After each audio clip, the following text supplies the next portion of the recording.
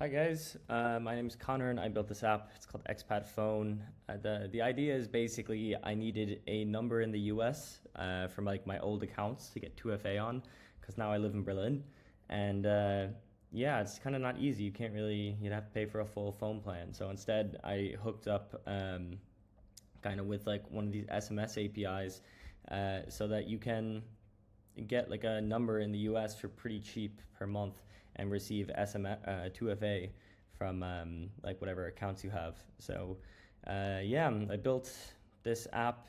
I can talk a bit more about the engineering, but like the idea is basically you can just the SMSs will just be forwarded to whatever email you give us. And yeah, like this is just the front page. I'm just showing you like basically what you do is you like find one of these numbers here and you purchase a number and like you look at the deal. There's like you can get a number, you buy it, and then you basically have your own private SMS number that looks like this. This is like my signed in account, and that like will go to my email, which I hope I blur out, but maybe I won't. But yeah, so then now like if numbers or texts are sent here, they'll arrive in your email. And yeah, I guess a little bit about the technology side of it. So I built the website itself is built with htmx. Oh, sorry, I'm like logged in here now. So the front end, yeah, this is all built with htmx on an Express server, which is kind of cool. So it's like all server rendered. And then using htmx to talk back and forth, and then like I use Supabase for authentication as well as the database, which was interesting to rig up with htmx because it's kind of built for React and like single page apps, and that's kind of like interacting like the side that the user sees. But then I also have like a backend service that runs on AWS Lambdas and serverless, like it's a serverless framework, which interacts with the SMS API I use. So like when a number, like you basically can buy numbers, and this is kind of like a shell on the API of like available numbers. You buy one, and then it like hooks up to my backend, and then it'll send forward texts right to you, basically, to your email that you've put inside Expat Phone.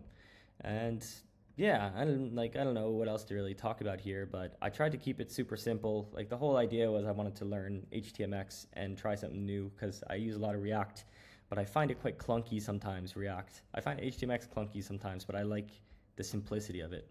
You can see here, like I use Fly to deploy everything. I can show you like a little bit of how it works on the inside, but like the main idea is this, it's just this super simple Express server, which I really like that I can do it this way.